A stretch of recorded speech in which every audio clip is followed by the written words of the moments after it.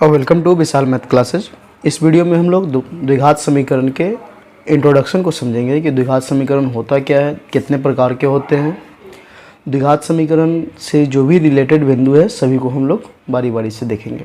देखिए, द्विघात समीकरण क्या होता है कि चर x, यहाँ y भी हो सकता है, z भी हो सकता है, कुछ भी हो सकता है, तो हम x के लिए समझ रहे हैं। तो चर x में द्विघात समीकरण का व्यापक रूप, जो सामान्य रूप जो होता है ax² plus bx plus c बराबर 0 होता है। ये द्विघात समीकरण का व्यापक रूप हो गया।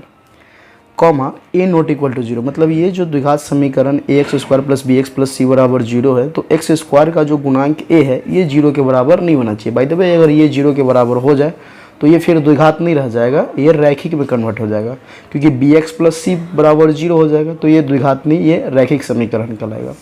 तो इसीलिए द्विघात समीकरण का जो व्यापक रूप सामान्य रूप होगा ax² plus bx plus c बराबर 0 होगा।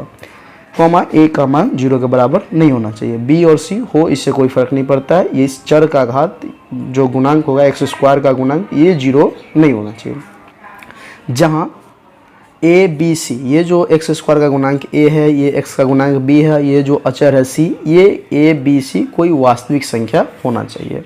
ठीक है, जैसे देखा जाए तो x² हो गया द्विघात समीकरण, x² बराबर 0, ये एक द्विघात समीकरण हुआ। केवल x² एक बहुपद हो गया, लेकिन x² बराबर 0 लगा दिए तो ये एक द्विघात समीकरण हो गया। जैसे 2x² minus 5x plus 3 equal to 0, ये एक द्विघात समीकरण हो गया। जैसे x plus 2 into x minus 3 equal to 0, ये भी एक द्विघात समीकरण है। देखने से लग रहा है कि यहाँ घात 1 है, यहाँ भी घात 1 है, बट ये रैखिक नहीं, ये द्विघात है। जब ये गुणनखंड टूटेगा तो ये द्विघात में कन्वर्ट हो जाएगा। तो आपसे एग्जाम में यही इस टाइप से प्रश्न भी पूछा जाता है कि निम्नलिखित में द्विघात समीकरण को पहचाने। इसी टाइप का गुणनखंड के रूप में देगा और बोलेगा कि बताइए कि इनमें से कौन द्विघात समीकरण है। तो इसी टाइप का जो प्रश्न होगा उसको गुणनखंड तोड़ेंगे और देखेंगे। हालांकि इस टाइप के प्रश्न को हम आगे प्रश्नावली जब सोल्व करेंगे तो वहाँ समझेंगे। यहाँ मुख्य रूप से हम द्विघात समीकरण के एग्जाम्पल को देखते हैं। जैसे 4y3 y² plus 2y minus 9 equal to 0, यहाँ चर y हो गया। यहाँ चर x के लिए हम देखे थे, बट यहाँ चर y है। तो चर y हो, x हो, z हो, p हो, q हो, इससे कोई फर्क नहीं पड़ता। बट द्विघात समीकरण कहने का मूल अर्थ यही हुआ कि उसका अधिकतम घात 2 होना चाहिए, तब द्विघात होगा, अथवा वो द्विघात नहीं होगा। एक दो एग्जाम्पल और देख लेते हैं। जैसे हुआ 4z² इक्वल टू 8, ये भी एक द्विघात समीकरण है, ये भी एक द्विघात समीकरण है, ये सब द्विघात समीकरण है। अब ये द्विघात समीकरण का जो प्रकार है ये किस प्रकार का है, ये किस प्रकार का द्विघात समीकरण है। हालांकि ये द्विघात समीकरण है, ये भी सभी द्विघात समीकरण है, बट सभी द्विघात समीकरण में भी कुछ प्रकार बटे हुए हैं। इस द्विघात समीकरण को किस प्रकार का बोला जाता है, इसे किस प्रकार का बोला जाता है, हम लोग आगे पढ़ते हैं। मतलब द्विघात समीकरण का जब वर्गीकरण पढ़ेंगे तो इसमें देखेंगे हम लोग। तो अभी दो चीज़ बात पर हैं, एक तो द्विघात समीकरण का सामान्य रूप देखें, और द्विघात समीकरण कब होगा, मतलब द्विघात समीकरण की पहचान को एक तरह से समझें। कि द्विघात समीकरण होने का एक ही अर्थ है कि घात उसका 2 होना चाहिए, तभी यह द्विघात होगा, अथवा द्विघात नहीं होगा। एग्जाम में पूछा जाता है, ऑब्जेक्टिव क्वेश्चन रहता है प्रत्येक साल कि निम्नलिखित में द्विघात समीकरण है, 4 ऑप्शन रहेगा, उसमें से एक छांटना रहेगा कि द्विघात समीकरण है, या ऐसे ही पूछ सकता है कि निम्नलिखित में द्विघात समीकरण नहीं है। चलिए आगे देखते हैं हम लोग। तो द्विघात समीकरण के प्रकार या द्विघात समीकरण के वर्गीकरण बातें की है। तो द्विघात समीकरण 2 प्रकार के होते हैं। द्विघात समीकरण 2 प्रकार के, एक को बोलते हैं शुद्ध द्विघात समीकरण, एक को बोलते हैं अशुद्ध द्विघात समीकरण। इसे ही मिश्रित द्विघात समीकरण भी कहा जाता है। अब ये समझने का प्रयास करते हैं कि शुद्ध द्विघात समीकरण क्या होता है और मिश्रित अर्थात अशुद्ध द्विघात समीकरण क्या होता है। तो देखिए, शुद्ध द्विघात समीकरण को समझ लेते हैं, जस्ट उसका अपोजिट हो जाएगा मिश्रित द्विघात समीकरण। तो इसमें क्या होता है, इसके शुद्ध द्विघात समीकरण के इसके अज्ञात राशि, जो ये x है ना, ये जो x है ये अज्ञात राशि, ये जो y है ये अज्ञात राशि हुआ, ये जो z है ये अज्ञात राशि हुआ। तो इसके अज्ञात राशि केवल वर्ग के रूप में रहता है। क्या अर्थ हुआ, इसका अर्थ अज्ञात राशि केवल वर्ग के रूप में रहता है, मतलब अज्ञात राशि पर केवल स्क्वायर हो। वर्ग करने का अर्थ यही हुआ। अथवा इसी डिफिनेशन को ऐसे ही बोल सकते हैं कि द्विघात समीकरण ax square plus B X plus C बराबर 0 में b का मान 0 हो, मतलब b का वैल्यू ये 0 हो जाए, तो क्या बच गया ax स्क्वायर प्लस सी। तो ax स्क्वायर प्लस सी बराबर 0 को शुद्ध द्विघात समीकरण कहते हैं। अभी आप जो एग्जाम्पल देखे हैं जैसे x बराबर 0, इसमें b वाला पद नहीं है, इसमें b वाला पद है, नज़र आ रहा है, ये b वाला पद हुआ, ax स्क्वायर प्लस होना चाहिए प्लस बी एक्स, बट यहाँ प्लस देकर -5 को अंदर ले सकते, तो ये b वाला पद हो गया। तो यहाँ पे b वाला पद है, जिस वजह से ये शुद्ध द्विघात समीकरण नहीं है, ये भी शुद्ध द्विघात समीकरण नहीं है, ये भी शुद्ध द्विघात समीकरण नहीं, क्योंकि इसमें चर y वाला पद है। फिर उसी प्रकार इसमें देखा जाए तो इसमें z स्क्वायर है, इसमें z वाला कोई पद ही नहीं है, मतलब ये शुद्ध द्विघात समीकरण है। मतलब कहने का अर्थ ये हुआ कि द्विघात समीकरण ax square plus B X plus C बराबर 0 में b का मान 0 हो, मतलब x वाला पद जो हो ना ये लुप्त हो। जैसे देख रहे हैं यहाँ पे एक्स स्क्वायर प्लस सी बराबर 0, इसमें x वाला पद ही नहीं है, तो इसे हम लोग शुद्ध द्विघात समीकरण कहेंगे। ऐसे हल आसानी से किया जा सकता है। जैसे देखा जाए, जैसे लिखा हुआ है 2x स्क्वायर बराबर 8 मान लेते हैं, देखा जाए तो ये एक शुद्ध द्विघात समीकरण हुआ। कैसे, यहाँ x का मान आसानी से निकल जाएगा, इसमें कुछ ज़्यादा नहीं करना है। 2 से 8 कटेगा 4 बार में, तो x स्क्वायर बराबर 4, स्क्वायर हटेगा प्लस माइनस हो जाएगा, तो x बराबर हो जाएगा प्लस माइनस रूट अंडर 4। अब प्लस माइनस रूट अंडर 4 हो गया प्लस माइनस 2। तो यहाँ से देखा जाए तो x का आसानी से मान याद हो गया। ठीक है, और एग्जांपल दे देते हैं, जैसे 3x square plus 27 equal to 0। ठीक है, ये शुद्ध द्विघात समीकरण के रूप में हुआ, भले इसका जो भी माना है वो बात की बात है।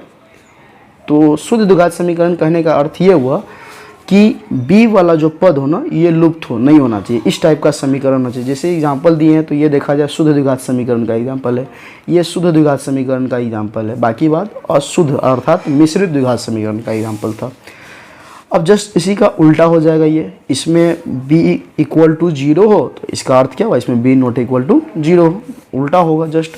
तो अशुद्ध द्विघात समीकरण या मिश्रित द्विघात समीकरण इसके अज्ञात राशि पहले और दूसरे घात के रूप में होते हैं। मतलब इसका जो अज्ञात राशि है x, जो भी चर हो, तो इसका अज्ञात राशि का घात पहले और दूसरे घात के रूप में हो। यहाँ पे घात कुछ नहीं तो 1 है, यहाँ घात 2 है, तो 1 और 2 घात के रूप में हो, वही यहाँ पे ये भी कहा जा रहा है। अथवा इसी परिभाषा को ऐसे ही बोल सकते हैं कि द्विघात समीकरण X square plus 20 X plus C बराबर 0 में b नॉट इक्वल टू 0 है। मतलब वो जो द्विघात समीकरण इसी रूप का हो उसे मिश्रित द्विघात समीकरण कहते हैं। जैसे एग्जांपल देख ले, 3x square plus 4x plus 5 equal to 0। अब इसे आसानी से हल नहीं कर सकते, इसे हल करने के लिए हमें 2 विधियाँ का यूज करना पड़ता है, वो हम लोग आगे देखेंगे। तो मिश्रित द्विघात समीकरण कहने का अर्थ हुआ ये मिश्रित द्विघात समीकरण का उदाहरण है, क्योंकि इसमें जो चर है, जो अज्ञात राशि है y, इसका घात यहाँ 2 है, यहाँ घात कुछ नहीं है तो 1 है, तो इसे हम लोग मिश्रित द्विघात समीकरण कहेंगे। तो इसमें अभी तक हम लोग ये देखे हैं द्विघात समीकरण का सामान्य रूप, द्विघात समीकरण की पहचान, द्विघात समीकरण के प्रकार। तो द्विघात समीकरण 2 प्रकार के होते हैं, शुद्ध और अशुद्ध अर्थात मिश्रित। इसे हल करना आसानी से हल किया जा सकता है, इसे हल करने के लिए कुछ विधियाँ का उपयोग करते हैं। अब हम लोग ये देखते हैं, शुद्ध के बारे में तो जान ली कि शुद्ध को आसानी से हल किया जा सकता है, इसमें कोई लेकिन परंतु नहीं है। लेकिन मिश्रित द्विघात समीकरण को हल करने की 2 विधियाँ हैं। मिश्रित द्विघात समीकरण को हल करने की 2 विधियाँ हैं। पहला विधिया को बोलते हैं गुणनखंड द्वारा, जिसे आप लोग फर्स्ट इंटू लास्ट भी बोलते हैं। तो इसे गुणनखंड विधि के द्वारा हल कर सकते हैं, या वर्ग पूरा करके। वर्ग पूरा करने का मतलब ये हुआ कि शुद्ध द्विघात समीकरण में बदल कर। तो कैसे गुणनखंड के द्वारा हल करते हैं या वर्ग पूरा करके हल करते हैं, ये जब हम लोग प्रश्नावली को पढ़ेंगे उसमें एग्जाम सवाल आएगा, क्वेश्चन आएगा, उस क्वेश्चन को कवर करते समय समझ लेंगे। या नहीं तो आप लोग बोलिएगा तो गुणनखंड द्वारा भी एक अलग वीडियो बना देंगे, और वर्ग पूरा करके भी एक जो प्रश्न होता है उसे कैसे हल करें उसका भी एक अलग से मैं वीडियो बना दूँगा। तो फिलहाल इसको हम लोग प्रश्नावली में समझेंगे। बस इतना समझ लीजिए कि मिश्रित द्विघात समीकरण अर्थात अशुद्ध द्विघात समीकरण का हल करने की 2 विधियाँ हैं, एक है गुणनखंड, एक है वर्ग पूरा करके। फिर आगे देखिए, यदि द्विघात समीकरण X square plus B X plus C बराबर 0 a नॉट इक्वल टू 0 के शून्य कहने का अर्थ हुआ मूल अल्फा और बीटा हो, तो द्विघात समीकरण द्विघात सूत्र सिद्ध करें। कैसे द्विघात समीकरण सूत्र को सिद्ध करते हैं? देखिए द्विघात सूत्र पहले होता क्या है वो देख लीजिए। द्विघात सूत्र इसी को बोलते हैं द्विघात सूत्र। x बराबर, यहाँ चर x है इसीलिए x के लिए बोला गया, अगर y होता तो y के लिए बोला जाता, z होता तो z के लिए बोला जाता। तो x बराबर minus b plus minus root under b square minus 4ac/2 है। हालांकि आपके एग्जाम में ये नहीं बोलेगा कि द्विघात सूत्र शुद्ध करें, लेकिन 80% जो सवाल होगा या तो गुणनखंड विधि के द्वारा हल हो जाएगा या नहीं तो वर्ग पूरा करके बोला जाता है तभी हम लोग हल करते हैं, अर्थात गुणनखंड विधि का यूज करते हैं या नहीं तो द्विघात सूत्र का ही यूज किया जाता है। तो द्विघात सूत्र क्या होता है ये हम लोग देखते हैं कि ये द्विघात सूत्र होता है minus b plus minus root under b square minus 4ac/2 है, ये द्विघात सूत्र होता है। लेकिन इसे सिद्ध कैसे किया जाए इसके बारे में थोड़ा हम लोग समझ लेते हैं। देखिए यहाँ पे बोला जा रहा था कि द्विघात समीकरण इतना, तो लिख लिया यहाँ ax² plus bx plus c बराबर 0। अब हमें जो सिद्ध करना है उसके लिए इसमें दोनों ओर क्या करें 4a से गुना कर दिए, दोनों ओर 4a से गुना करने पर तो इस पूरा में 4a से गुना किए बराबर का फिर बराबर, 0 में भी 4a से गुना कर दिए। जब इसमें 4a से गुना करेंगे तो 4a में ax² से गुना करेंगे तो 4 a गुने a हो जाएगा a² और x का x² प्लस का प्लस, 4a से bx में गुना करेंगे तो 4abx हो जाएगा प्लस का प्लस, c में 4a से गुना करेंगे तो 4ac बराबर 0। अब देखा जाए तो ये हो इस 4ax² को हम लोग 4 को लिख सकते हैं 2 का होल स्क्वायर, a² को लिख सकते हैं a का होल स्क्वायर, x को लिख सकते हैं x का स्क्वायर, मतलब 4a² x² को लिख सकते हैं 2ax का होल स्क्वायर। तो देखा जाए तो a² फार्मूला होता है, यहाँ पे फिर देखा जाए प्लस है तो प्लस 2 फिर आगे a, तो a के जगह पे ये हो गया 2ax। तो देखा जाए तो a² प्लस 2a गुना, तो देखा जाए इसमें जो पद है क्या यहाँ पे टोटल पद आ गया है? तो नहीं, देखा जाए 2 दूना 4 आ गया, a आ गया, x आ गया, बच गया b।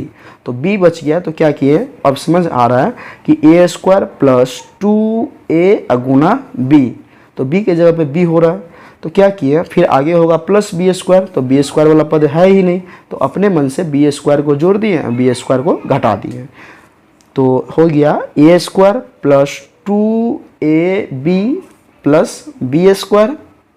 अब देखा जाए तो यहाँ से एक कॉन्सेप्ट आ गया, ये पूरे को एक साथ ले ले तो a² plus 2ab plus b²। ये b² कहाँ से आया? तो b² कुछ नहीं किए हैं, अपने मन से जोड़े हैं और अपने मन से फिर इसे घटा भी दिए हैं। अब फिर प्लस 4ac का 4ac अपने जगह पे बरकरार, बराबर का बराबर, 0 का 0। तो इस पूरे पद को लिख सकते हैं a² plus 2ab plus b² को a प्लस b का होल स्क्वायर, तो a के जगह पे 2x है तो 2x, b के जगह पे b है तो b का होल स्क्वायर माइनस का माइनस, b का स्क्वायर हो गया b² प्लस का प्लस 4ac का 4ac हो गया। अब ये जो माइनस 4ac है ये माइनस 4b² इधर आया तो प्लस b², और ये प्लस 4ac इधर आया तो माइनस 4ac, तो इधर क्या बच गया इतना प्लस इतना का होल स्क्वायर बराबर ये आ गया, इधर से स्क्वायर हटा इधर चलेगा रूट। तो यहाँ जब द्विघात समीकरण में क्या होता है, जैसे स्क्वायर हटेगा तो बराबर के उस ओर रूट जो चढ़ेगा वो प्लस माइनस करके आएगा, ठीक है। तो प्लस माइनस इधर से स्क्वायर हटा 2ax प्लस b अपने जगह पे, स्क्वायर हटा इधर चढ़ गया root plus minus b² minus 4ac। ये जो प्लस b था फिर से इधर आएगा तो माइनस b हो गया, तो बच क्या गया 2ax बराबर, ये प्लस b इधर आया तो माइनस b, फिर से ये प्लस माइनस अपने जगह पे, b² माइनस 4ac भी अपनी जगह पे, ये जो 2a गुना में है इधर आया तो भाग में, तो यही द्विघात सूत्र हो गया। बच गया x equal to minus b plus minus root under b² minus 4ac, ये जो 2a गुना में था इधर आया तो भाग में हो गया 2a। इसे हम लोग बोलते हैं द्विघात सूत्र। जहाँ अब एक चीज़ और समझिएगा, ये जो b² माइनस 4ac है इसे क्या बोलते हैं, तो इसे हम लोग विवेचक बोलते हैं। विवेचक मतलब d, जिसे हम लोग d से डिनोट करते हैं, तो d बराबर b² माइनस 4ac होता है। ये विवेचक का मान होता है, जब भी बोले कि विवेचक ज्ञात करे या d ज्ञात करे तो बस हमें यही ज्ञात करना होगा। एग्जाम्पल के तौर पे एक मैं दे दूं, अगर ये समीकरण है 4x² plus 2x plus 3 equal to 0, इसका बोले कि d बताइए, d इक्वल टू क्या होगा, मतलब विवेचक ज्ञात कीजिए। तो सबसे पहले देख लेंगे a बराबर क्या है, तो एक जो द्विघात समीकरण का सामान्य रूप होता है वो होता है ax² plus bx plus c, मतलब x² का गुणांक a, x का गुणांक b और अचर पद को बोलते हैं c। तो उसी प्रकार यहाँ देखा जाए तो a का वैल्यू हो गया 4, b का वैल्यू हो गया 2 और c का वैल्यू हो गया 3। इसीलिए डी बराबर, तो डी बराबर होता है बी स्क्वायर माइनस 4ac। तो बी के जगह पे है 2, तो 2 का स्क्वायर माइनस 4 गुने ए का वैल्यू 4 और सी का वैल्यू 3। तो 2 का स्क्वायर हो गया 4 माइनस 4 चौका 16, 16 तिया 48, 48 माइनस 48 और प्लस 4, तो 48 में से 4 चल जाएगा तो माइनस का 44। तो यही डी का मान हो गया। ठीक है, उम्मीद करता हूँ आप ये समझ गए होइएगा। अब आगे हम लोग देखते हैं, ये तो विवेचक सीख लिए, द्विघात सूत्र के बारे में देखें और विवेचक के बारे में देखें कि विवेचक क्या होता है। तो विवेचक का जो मान होता है वो डी बराबर बी स्क्वायर माइनस 4ac होता है। चलिए, अब ये जो द्विघात सूत्र आया है x बराबर minus b plus minus root under b square minus 4ac/2 है। अगर x बराबर एक्स स्क्वायर बराबर 4 है सपोज दैट, तो x बराबर हम लोग क्या लिखेंगे प्लस माइनस रूट अंडर 4। तो x बराबर क्या आ गया प्लस माइनस 2। तो प्लस माइनस 2 कहने का अर्थ ये हुआ कि x का वैल्यू एक बार प्लस 2 होगा, एक बार x का वैल्यू माइनस 2 होगा, यही अर्थ हुआ। तो ये जो आप निकाले x बराबर minus b plus minus root under b square minus 4ac/2 है। यहाँ दो मान है, एक प्लस में होगा और दूसरा माइनस में होगा। चलिए, अब जैसे हम लोग बहुपद में पढ़े थे, बहुपदों शून्यकों का योगफल और शून्यकों का गुणनफल, तो सेम यहाँ भी पढ़ेंगे। जस्ट देखे हैं कि यदि द्विघात समीकरण इतना के शून्य अर्थात मूल अल्फा और बीटा हो तो द्विघात सूत्र देखे थे। सेम लॉजिक से इसमें भी आपको कहा जाएगा कि द्विघात समीकरण दिया रहेगा और बोलेगा इनके मूलों का योगफल ज्ञात करें, मूलों का गुणनफल ज्ञात करें। मूलों का योगफल और गुणनफल निकालने के लिए नोट करके ये फॉर्मूला को याद रखिएगा कि मूलों का योगफल अर्थात अल्फा प्लस बीटा। अगर मूल अल्फा और बीटा है तो अल्फा प्लस बीटा बराबर, जैसे बहुपद में देखे थे माइनस बी बाई ए, उसी प्रकार यहाँ भी होगा minus B by A. Minus B by A कहने का अर्थ हुआ माइनस एक्स का गुणांक बटा एक्स स्क्वायर का गुणांक, मूलों का योगफल। उसी प्रकार मूलों का गुणनफल अर्थात अल्फा इंटू बीटा बराबर सी बाई ए। सी कहने का अर्थ हुआ अचर पद और ए कहने का अर्थ हुआ एक्स स्क्वायर गुणांक। ये पीछे हम बहुपद में भी पढ़े थे, तो यहाँ भी मूलों का योगफल और मूलों का गुणनफल निकालने के लिए कहा जाता है और सवाल पूछा भी जाता है। चलिए, अब इस क्वेश्चन इसको देखिए, ये जो पॉइंट है ना, ये जो बॉक्स है, इससे आपके एग्जाम में 80% ऑब्जेक्टिव क्वेश्चन यहीं से रियलाइज होते हैं। ठीक है, यहीं से 80% ऑब्जेक्टिव बनेगा। कैसे इसमें से ऑब्जेक्टिव बनेगा ये तो बात की बात है, पहले इसे समझिए। देखिए, A X square plus B X plus C बराबर 0, ये द्विघात समीकरण का व्यापक रूप हुआ। इतना का विवेचक, विवेचक कहने का अर्थ हुआ डी। अभी जस्ट पढ़े हैं डी बराबर बी स्क्वायर माइनस 4ac। तो डी का जो हम मान निकाले हैं, तो ये डी का मान आया है -44। हो सकता था ये +44 भी आ जाए, हो सकता था ये 0 भी आ जाए। तो डी का मान 3 शर्त हो सकता है, यानी डी का जो अर्थ यहाँ वैल्यू हो सकता है 3 प्रकार का हो सकता है। या तो ये 0 के बराबर आ जाएगा, या तो ये कभी 0 से बड़ा आ जाएगा, या तो कभी 0 से छोटा आ जाएगा। यही 3 शर्त हो सकता है, इसके अलावा कोई शर्त नहीं हो सकता है।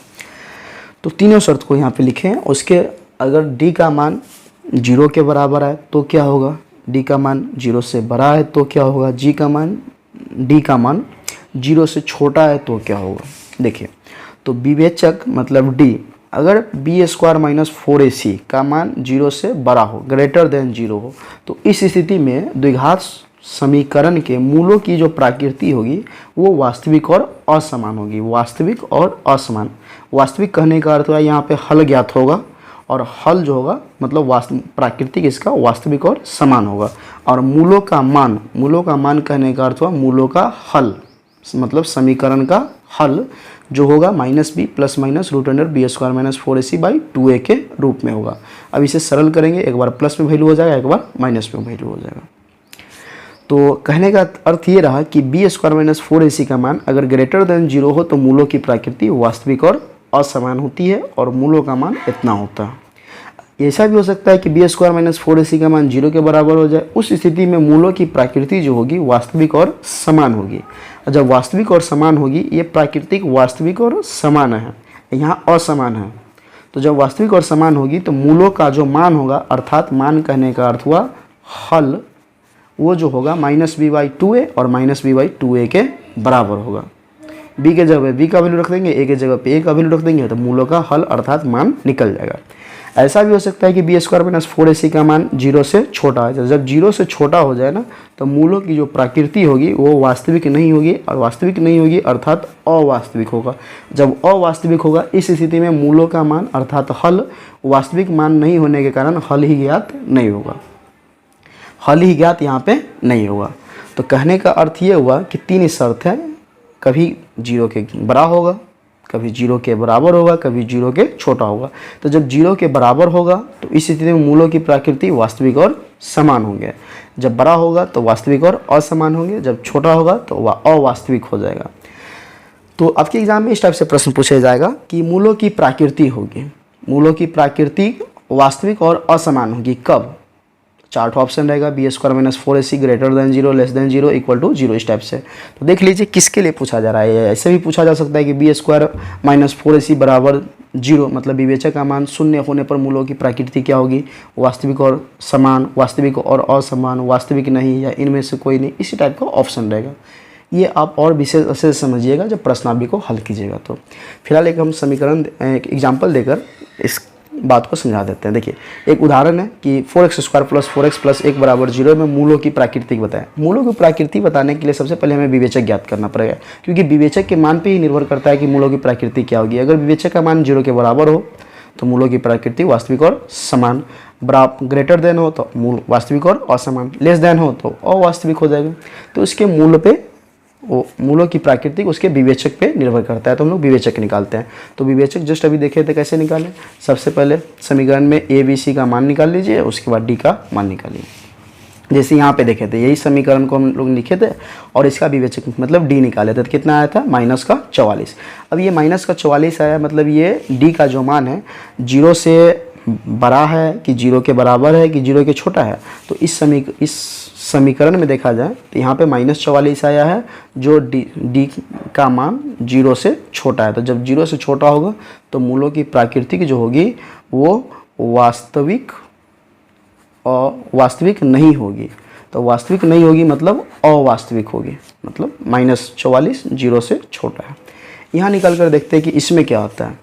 तो ए बराबर देखा जाए तो 4 हो गया, बी बराबर भी 4 हो गया और सी बराबर 1 हो गया। तो इसीलिए डी बराबर, तो डी बराबर b square minus 4ac। B का वैल्यू 4, तो 4 का स्क्वायर माइनस 4 गुने ए के जगह पे 4 और सी के जगह पे 1। 4 का स्क्वायर हो गया 16 माइनस 4 चौका 16 इकाई 16, 16 में से 16 गया तो 0। क्या देख रहे हैं? इसीलिए बोल सकते हैं डी इक्वल टू 0, मतलब डी का मान 0 के बराबर है। तो जब डी का मान 0 के बराबर है मतलब b square minus 4ac equal to 0, इस स्थिति में मूलों की प्रकृति वास्तविक और समान हो जाएगा। इस प्रकार हम लोग द्विघात समीकरण के परिचय को देखें, इंट्रोडक्शन को देखें। इसमें मूल रूप से 2-3 बात को देखें। इसका एक सामान्य रूप को समझें, सामान्य रूप समझने के बाद देखें उसके प्रकार को देखें, उसके बाद ये देखें द्विघात सूत्र को देखें, उसके बाद विवेचक के बारे में समझें, विवेचक के बाद मूलों का योगफल देखें, मूलों का गुणनफल देखें और उसके बाद इस बॉक्स को देखें। इसे नोट कर लीजिएगा अच्छे से।